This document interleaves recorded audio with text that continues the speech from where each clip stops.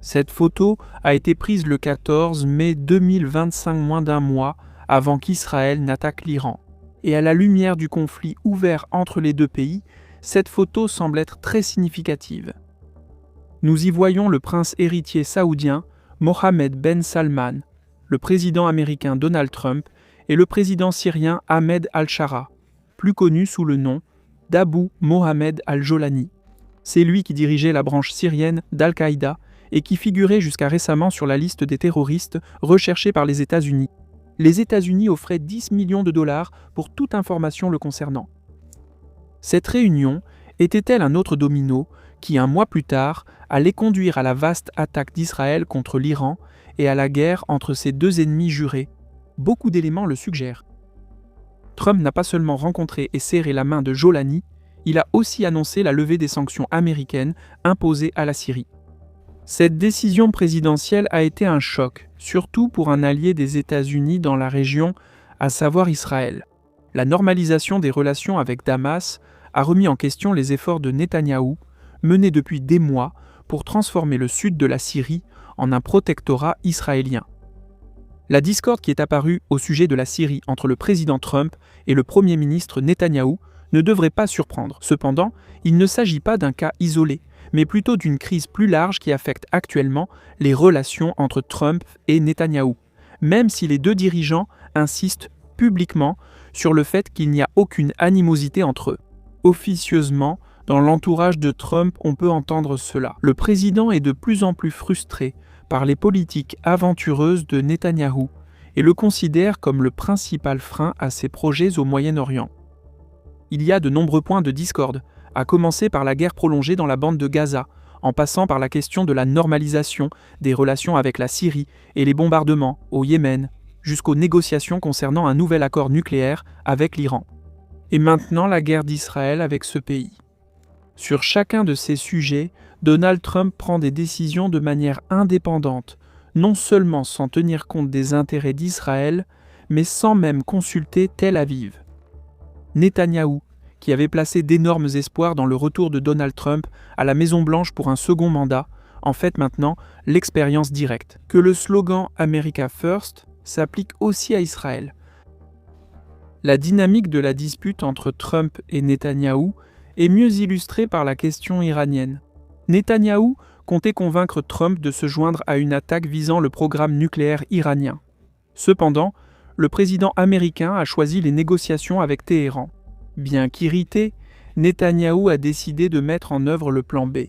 Dès le mois de mai, les services de renseignement américains ont détecté qu'Israël se préparait à lancer une frappe unilatérale contre l'Iran, même sans le consentement de Washington. Trump a alors réprimandé Netanyahou et l'a averti de ne rien faire qui pourrait menacer les négociations en cours avec l'Iran. Netanyahou a écouté, mais un mois plus tard, il est passé à l'action malgré tout, lançant une campagne de bombardement intensif contre l'Iran. Le président Trump affirme que les actions d'Israël étaient totalement coordonnées avec lui. Cependant, il est difficile de ne pas avoir l'impression que Netanyahou a mis Trump devant le fait accompli.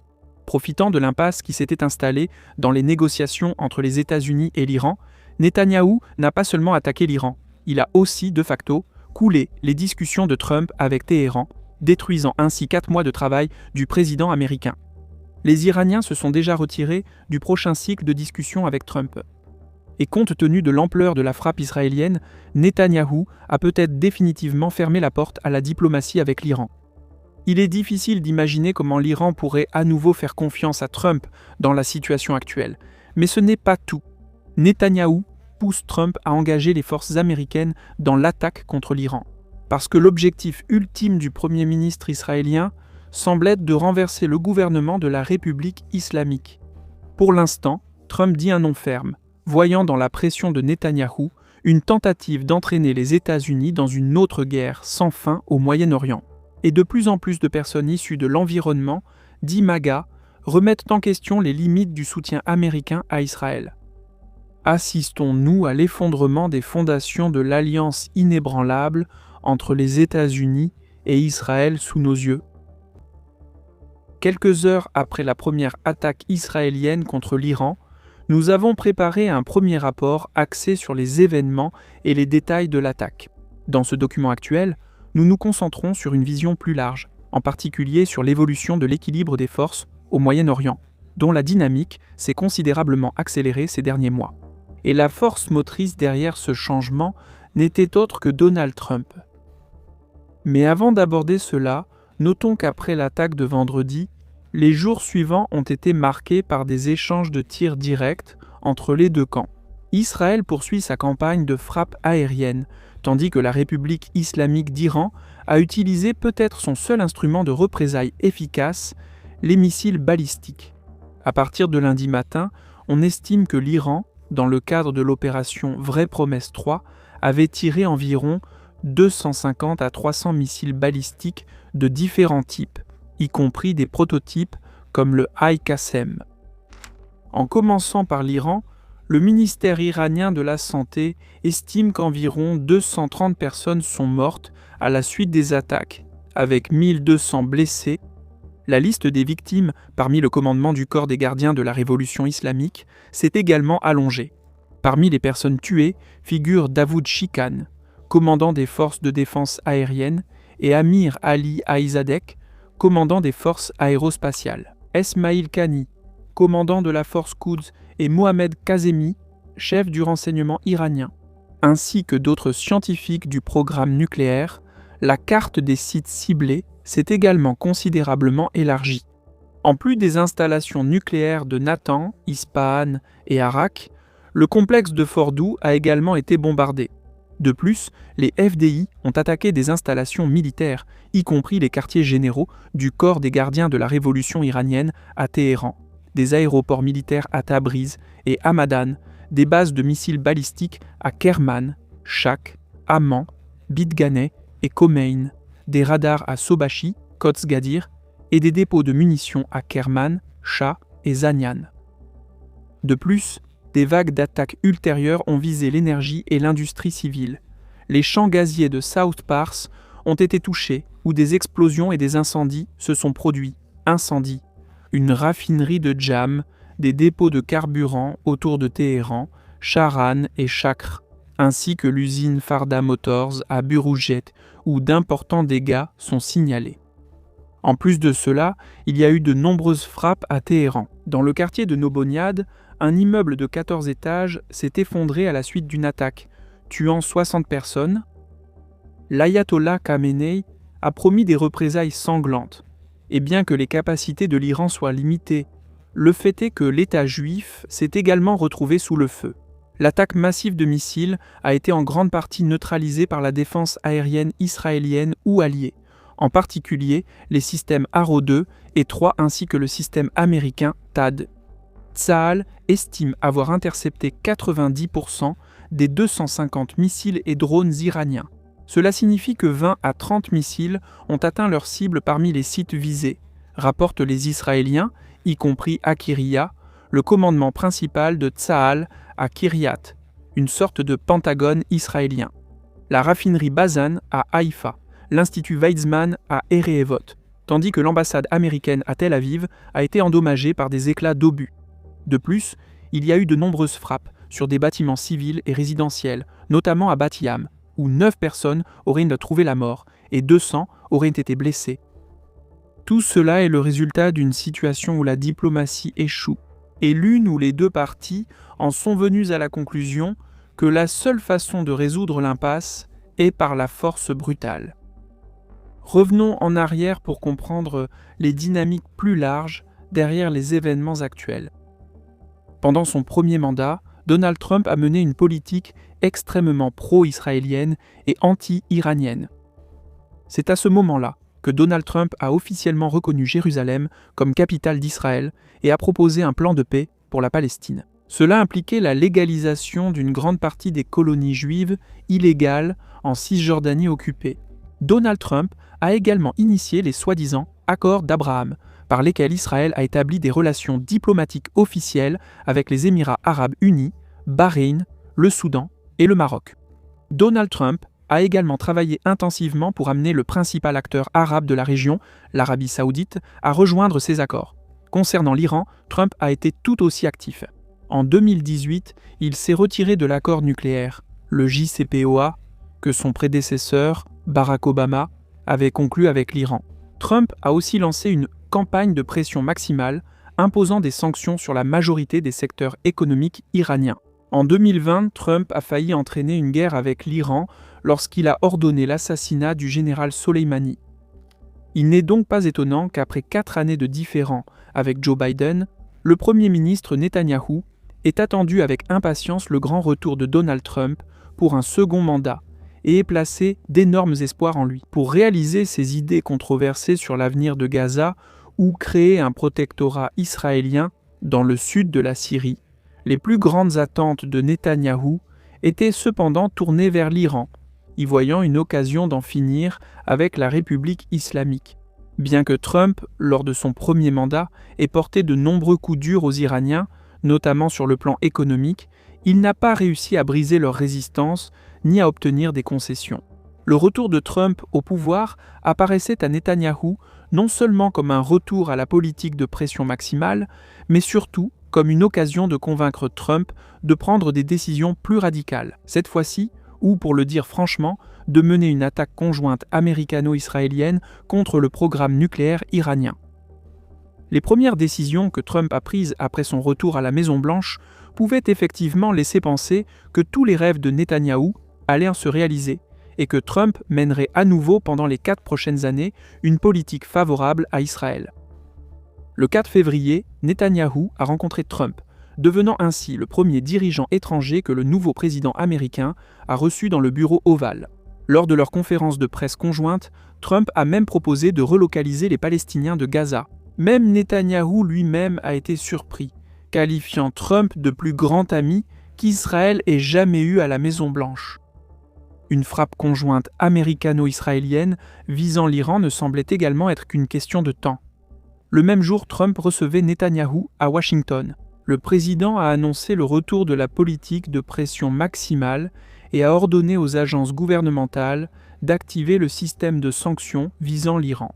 Au cours des semaines suivantes, 2 groupes aéronavals ont été envoyés au Moyen-Orient et des bombardiers stratégiques B-2 supplémentaires capables de transporter des bombes GBU-57 conçues pour détruire des bunkers souterrains ont atterri sur la base de Diego Garcia.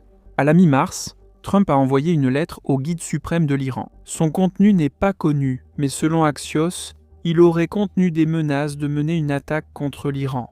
Parallèlement, Trump a également ordonné le lancement de l'opération Rough Rider, une campagne de bombardement intensif dans le nord du Yémen, contrôlée par le groupe pro-iranien Al-Sar Allah. Cependant, si Netanyahou faisait confiance à Trump et croyait à la réalité de ces menaces contre l'Iran, il s'est lourdement trompé. Il est vite devenu évident que pour Trump, les menaces n'étaient que des outils, des instruments de pression destinés à forcer les Iraniens à s'asseoir à la table des négociations. Netanyahou a découvert les véritables intentions de Trump de la pire façon possible. Début avril, lorsque Netanyahou est arrivé à Washington pour la 2e fois, Trump, lors d'une apparition médiatique conjointe, a annoncé que l'Iran avait accepté des pourparlers et qu'il commencerait bientôt à Oman. Le Premier ministre israélien n'a été prévenu de la décision de Trump que 24 heures à l'avance, probablement par crainte qu'il tente de saboter les discussions avec Téhéran. La question des négociations avec l'Iran est devenue le premier grand sujet de discorde entre Trump et Netanyahou. Cela concerne non seulement le fait même d'engager des discussions avec l'Iran, mais aussi la position de négociation, adaptée par les diplomates américains, dirigés par Steve Witkoff, qui est à la tête non seulement des pourparlers de paix entre l'Ukraine et la Russie, mais aussi du dossier iranien. À la surprise des commentateurs israéliens, les discussions entre les États-Unis et l'Iran sont consacrées presque exclusivement à la question du programme nucléaire iranien. D'autres questions controversées, telles que le soutien de Téhéran aux formations pro-iraniennes opérant au Moyen-Orient, l'axe de la résistance ou encore le programme de missiles balistiques de l'Iran, sont également abordées, mais les Américains ne les considèrent pas comme des priorités ou des conditions nécessaires à un futur accord. Une telle approche peut surprendre, car elle contredit la position de Trump. Lors de son premier mandat, en 2018, Trump s'est retiré du JCPOA, critiquant l'accord pour s'être concentré à tort uniquement sur le programme nucléaire iranien, tout en ignorant les questions liées aux missiles balistiques et aux formations pro-iraniennes opérant dans la région. Trump affirmait alors que ne pas réglementer toutes ces questions dans un seul accord était une erreur capitale. Aujourd'hui, après 7 ans, Trump a abandonné ses exigences maximalistes et est prêt à accepter un accord qui ne réglementerait que le programme nucléaire iranien. Cette attitude de Trump est due à l'entêtement iranien. Depuis 2018, ils ont constamment refusé toute discussion concernant leur programme de missiles balistiques et leur soutien à l'axe de la résistance.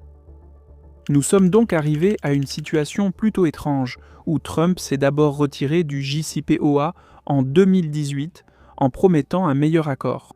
Et maintenant, après 7 ans, il négocie essentiellement la réactivation de l'ancien accord BED. Cependant, depuis l'époque d'Obama, ce n'est pas la seule chose qui irrite le camp pro-guerre du Premier ministre Netanyahou. Un autre point de discorde concerne la manière dont Trump souhaite réguler le programme nucléaire iranien lui-même. Israël préconise ce qu'on appelle le scénario libyen, c'est-à-dire l'élimination complète et permanente du programme nucléaire iranien. Dans ce scénario, Téhéran ne pourrait même pas avoir de programme nucléaire civil. Le président Trump a toutefois une vision différente. Ce qui est le plus important pour lui, c'est que l'Iran ne construise pas d'armes atomiques. En même temps, Trump est ouvert à la question d'un programme nucléaire civil. La grande inconnue reste la question de l'enrichissement de l'uranium par l'Iran. Axios, qui a obtenu les détails de l'offre reçue par les Iraniens de la part de Trump, affirme que les Américains ont accepté l'enrichissement de l'uranium par l'Iran. Après la publication de ces fuites, Trump, qui avait auparavant évité ce sujet, a déclaré qu'il ne le permettrait pas. Les diplomates américains participant aux discussions admettent cependant officieusement que l'enrichissement de l'uranium n'est pas encore décidé. Et un compromis est possible ici, peut-être sous la forme d'un consortium régional qui superviserait l'enrichissement de l'uranium par l'Iran.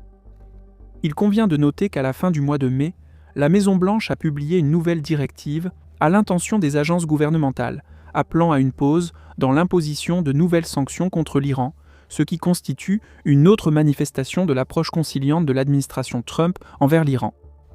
La frustration israélienne causée par un tel tournant des événements est énorme et ne cesse de croître. Le Premier ministre Netanyahou, évoquant les discussions États-Unis-Iran, a affirmé « Un mauvais accord est pire que pas d'accord ». Du point de vue de Netanyahou, un accord entre les États-Unis et l'Iran pourrait être encore plus dangereux que son absence. La levée des sanctions contre l'Iran et l'afflux d'investisseurs étrangers constituent une voie directe pour renforcer à la fois la situation intérieure de la République islamique et sa position sur la scène internationale. C'est tout aussi dangereux, voire plus, qu'une bombe atomique iranienne. Nous reviendrons sur la question iranienne, mais d'abord, nous devons aborder plusieurs autres points de discorde qui existent entre Trump et Netanyahou. Le différend sur l'Iran à lui seul n'explique pas la position rebelle du Premier ministre israélien.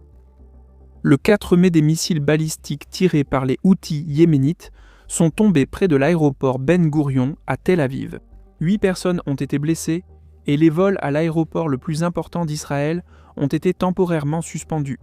Ceci est une nouvelle attaque de ce type depuis octobre 2023, lorsque les Houthis yéménites se sont rangés du côté du Hamas. Et ils ont annoncé que tant que les combats à Gaza ne cesseront pas, ils bombarderont Israël et attaqueront les navires commerciaux liés à Israël qui tentent de passer par le détroit stratégique de Bab el-Mandeb, par lequel environ 12% du commerce mondial transite chaque année en signe de solidarité avec les Palestiniens. 2 jours après l'attaque contre l'aéroport Ben Gourion, le président Trump a annoncé qu'il avait conclu un accord de cessez-le-feu avec les Houthis. Les Yéménites ont accepté d'arrêter immédiatement les attaques contre les navires commerciaux dans le détroit de Bab el-Mandeb. Et en échange, Trump a ordonné la fin de l'opération Rough Rider, dans le cadre de laquelle les Américains bombardaient le nord du Yémen. Le gouvernement israélien n'a pas du tout été averti de l'accord à venir avec les Houthis. La décision de Trump a laissé les Israéliens à la fois stupéfaits et en colère. Il est vite devenu évident que l'accord conclu par le président américain avec les Houthis ne concerne en rien Israël. Les Houthis peuvent continuer leurs attaques contre Israël sans craindre de représailles américaines. Des accusations ont émergé en Israël selon lesquelles Trump avait abandonné ses alliés, voire que cela constituait une trahison. Mais ce n'est pas tout. Quelques jours plus tard, Trump a porté un coup encore plus douloureux au Premier ministre Netanyahou. Le 13 mai, Donald Trump a atterri au Royaume d'Arabie Saoudite, première étape de sa visite de 4 jours au Moyen-Orient, au cours de laquelle il devait également se rendre au Qatar et aux Émirats arabes unis. C'est lors de cette visite en Arabie Saoudite que la photographie que nous avons présentée au début de cette vidéo a été prise, grâce aux efforts du prince héritier saoudien Mohammed Ben Salman. Trump a non seulement accepté de rencontrer le nouveau président syrien, Ahmed al-Shara, mais il a également accepté de normaliser les relations diplomatiques et de lever les douloureuses sanctions économiques contre la Syrie, qui bloquaient la reconstruction du pays. Cette décision n'a pas non plus été consultée avec les Israéliens, et ses conséquences ont remis en question les grands projets que le Premier ministre Netanyahou avait liés au sud de la Syrie. En décembre 2024, juste après la chute d'Assad, Netanyahou a ordonné le lancement de l'opération Flèche de Bashan, au cours de laquelle l'aviation israélienne a détruit la plupart des équipements lourds laissés par l'armée d'Assad. Les forces terrestres ont pénétré sur plusieurs dizaines de kilomètres en Syrie. Le but de l'opération Flèche de Bashan était de créer une zone tampon israélienne dans le sud de la Syrie, qui s'étendrait des hauteurs du Golan occupées à l'ouest jusqu'à la province druze de Soueïda à l'est. Israël veut créer cette zone tampon en s'appuyant sur les Druzes syriens qui vivent dans des communautés concentrées dans le sud du pays, tout en n'ayant pas encore conclu d'accord final avec le nouveau gouvernement à Damas. La décision de Trump a remis en question l'intérêt de poursuivre l'opération Flèche de Bashan. Cependant, connaissant le caractère du Premier ministre Netanyahou, il est douteux qu'il décide de retirer les troupes israéliennes de Syrie. L'entêtement du Premier ministre pourrait avoir des conséquences de grande portée et approfondir davantage le différend entre Trump et Netanyahou.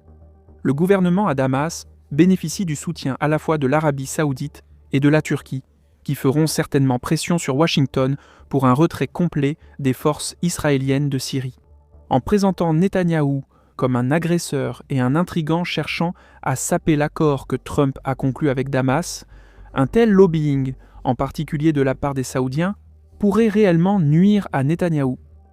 Ces derniers mois, Trump a clairement accordé la priorité à de bonnes relations avec le Royaume d'Arabie Saoudite.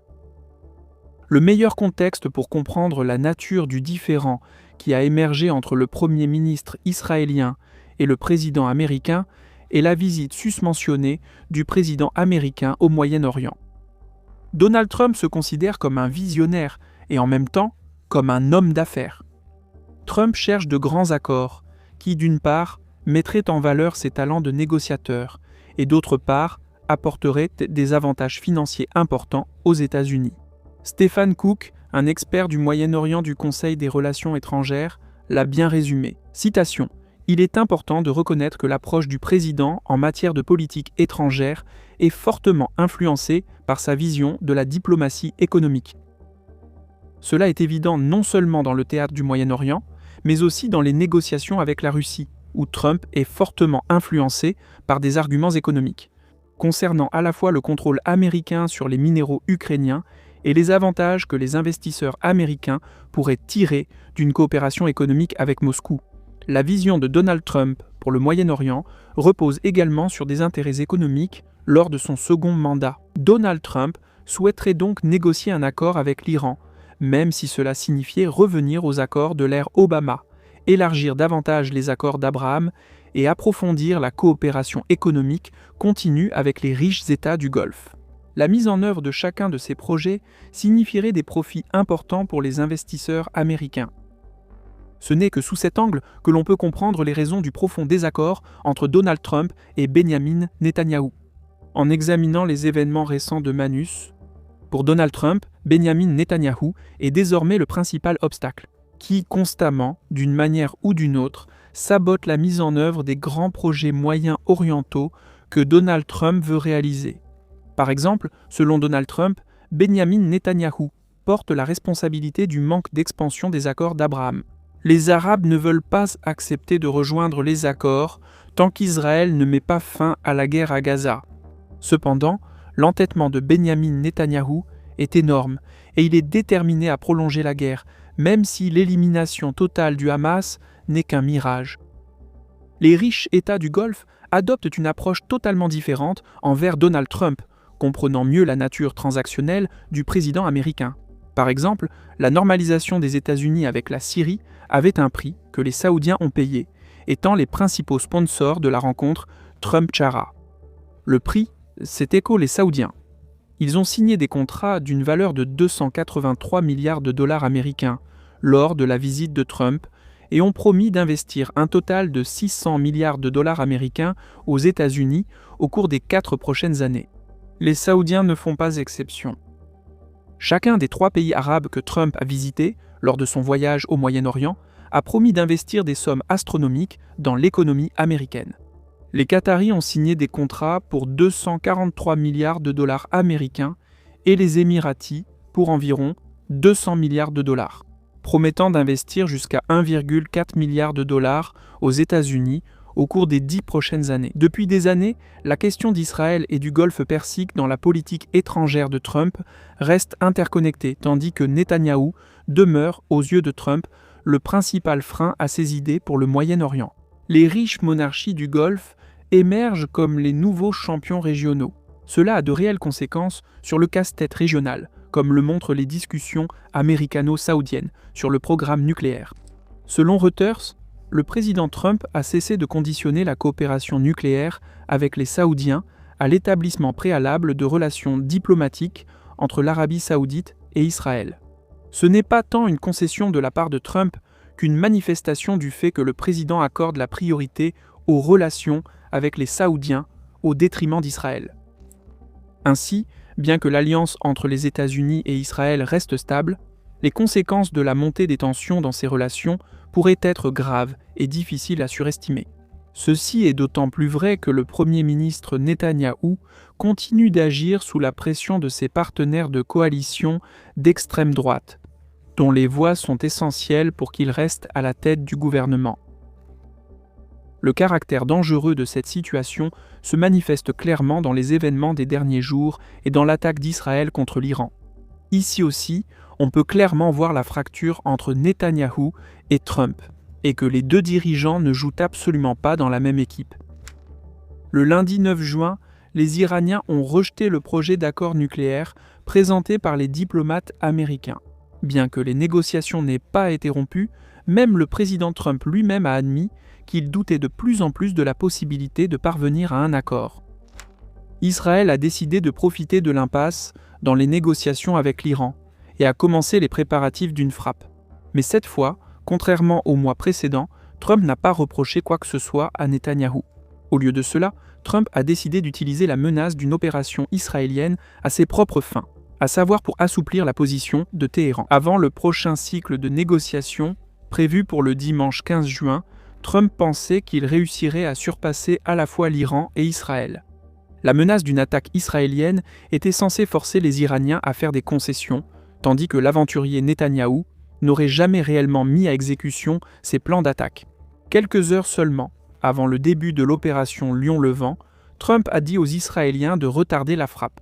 Finalement, cependant, Netanyahou, le premier ministre israélien ayant servi le plus longtemps, a déjoué son allié américain et a ordonné le début du bombardement de l'Iran le jeudi 12 juin, 3 jours avant le prochain cycle de discussions entre les États-Unis et l'Iran.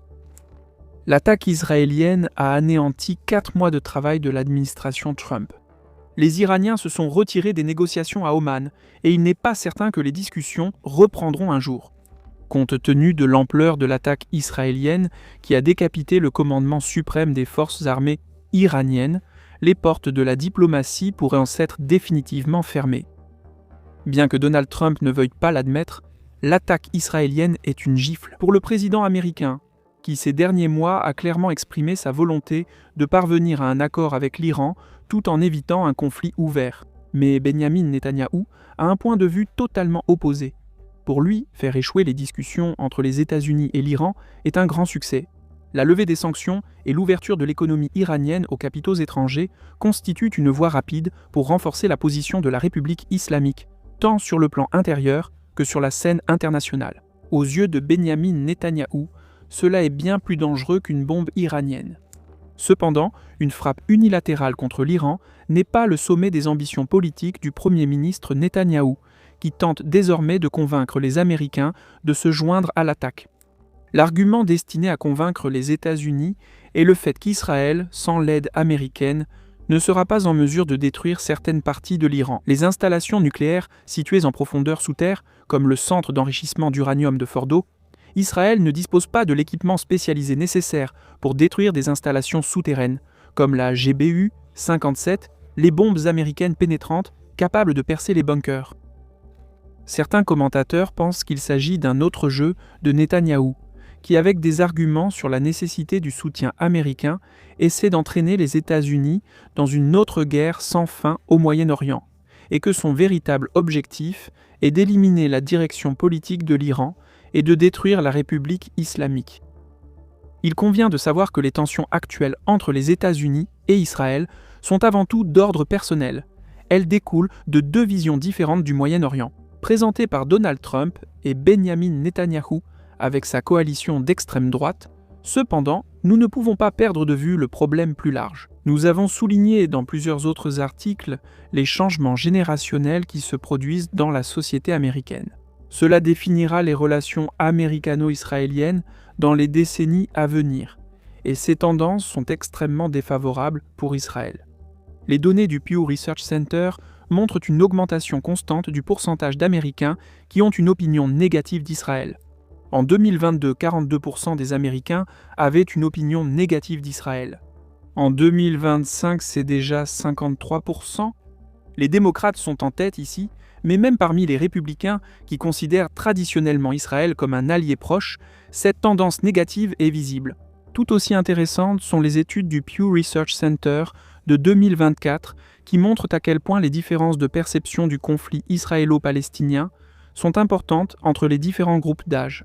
Alors que 47% des Américains âgés de 65 ans et plus sympathisent davantage avec les Israéliens, dans le groupe des 18-29 ans, pas moins de 33% des Américains sympathisent avec les Palestiniens et seulement 14% avec les Israéliens. Et ces données annoncent rien de moins qu'une révolution copernicienne dans les relations entre les États-Unis et Israël dans les décennies à venir. L'évolution des mentalités sociales aux États-Unis, en particulier parmi les jeunes générations, signifie cela. Le soutien inconditionnel à Israël, considéré jusqu'à récemment comme un acquis politique, est de plus en plus remis en question. Il s'agit d'un changement fondamental qui pourrait finir par se traduire par des décisions politiques, budgétaires, voire militaires. Et c'est peut-être précisément dans ces tendances que nous devrions chercher la source de l'intransigeance actuelle des dirigeants israéliens. Ils savent que le temps joue contre eux. Malgré la pression internationale croissante, les tensions dans les relations avec les États-Unis et l'augmentation des coûts des opérations militaires, ils restent déterminés à poursuivre la guerre à Gaza et à imposer leur vision de l'ordre régional. Ceci pourrait être la dernière fenêtre d'opportunité stratégique pour Israël, le dernier moment où Israël peut tenter de reconstruire le Moyen-Orient selon ses propres conditions, avant que les alliances mondiales ne changent, que l'équilibre des pouvoirs ne bascule, et surtout que les priorités de son plus grand allié ne se modifient. Dans cette perspective, la guerre actuelle cesse d'être simplement un conflit autour de Gaza. Elle devient une bataille pour l'avenir de la position d'Israël dans un monde qui ne ressemble plus, de plus en plus, à celui dans lequel Israël est apparu comme une puissance régionale. Tout cela explique en partie pourquoi Israël a décidé de prendre des mesures aussi drastiques. Pour Netanyahou et pour tout Israël, cela aurait pu être le dernier appel pour résoudre une fois pour toutes la question iranienne. Le soutien américain s'affaiblit, mais il reste tout de même aux côtés d'Israël. Et c'est une position bien meilleure pour une attaque que celle où il serait complètement neutre ou même punirait Israël pour des politiques aventureuses. Nous ne pourrons évaluer si une telle stratégie portera ses fruits pour les Israéliens que dans quelque temps. Pour l'instant, les FDI procèdent essentiellement à une exécution de la République islamique. Cependant, sans les capacités américaines, ils ne sont pas en mesure de le faire de manière absolue. Ce que l'on sait pour l'instant, c'est une chose. Netanyahou, pour la première fois, n'agit pas en partant du principe qu'au Moyen-Orient, la meilleure stratégie de défense est l'offensive,